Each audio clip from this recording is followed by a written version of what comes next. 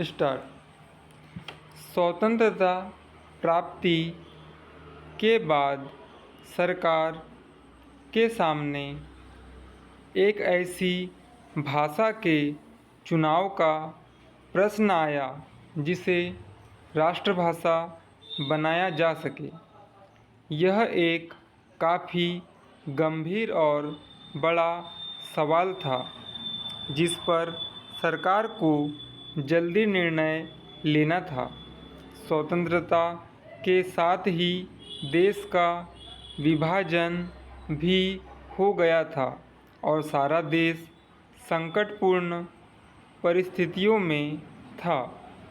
देश के अंदर लोगों के मध्य असंतोष फैला हुआ था। विध्वंसकारी प्रवृत्तियों से जीवन अस्त व्यस्त था। देश के कल्याण के लिए यह आवश्यक था कि जल्दी से जल्दी इन संकटों की समाप्ति हो और उत्पादन बढ़ाकर देश को स्वावलंबी बनाया जाए। देश की एकता और लोगों के परस्पर संबंधों में परिवर्तन लाने के लिए यह निहायत आवश्यक था कि वही भाषा राष्ट्रभाषा बने जो देश के ज़्यादातर प्रांतों में बोली जाती हो और जिससे कोई भी असंतुष्ट न हो। उस समय विश्वविद्यालयों में शिक्षा अंग्रेजी द्वारा दी जाती थी। हिंदी का कहीं कोई संरक्षक नहीं था। सभी सार्वजनिक कार्यों में एवं सम्मेलनों में केवल अंग्रेजी का ही प्रयोग होता था। स्वतंत्र होने के बाद केवल अंग्रेजी के आधार पर निर्भर रहना नामुमकिन था। गंभीर विचार करने के बाद सरकार इस निष्कर्ष पर पहुंची कि हिंदी को ही राष्ट्रभाषा बनाया जाए क्योंकि देश के ज़्यादातर हिस्सों में हिंदी व्यवहार में लाई जाती थी। तमाम शिक्षित व अशिक्षित लोग हिंदी समझते थे। यद्यपि कुछ लोग इसके खिलाफ भी थे और कहीं कहीं इसका विरोध भी हुआ, परंतु ज़्यादातर लोगों ने इस व्यवस्था को पसंद किया और इसका समर्थन किया।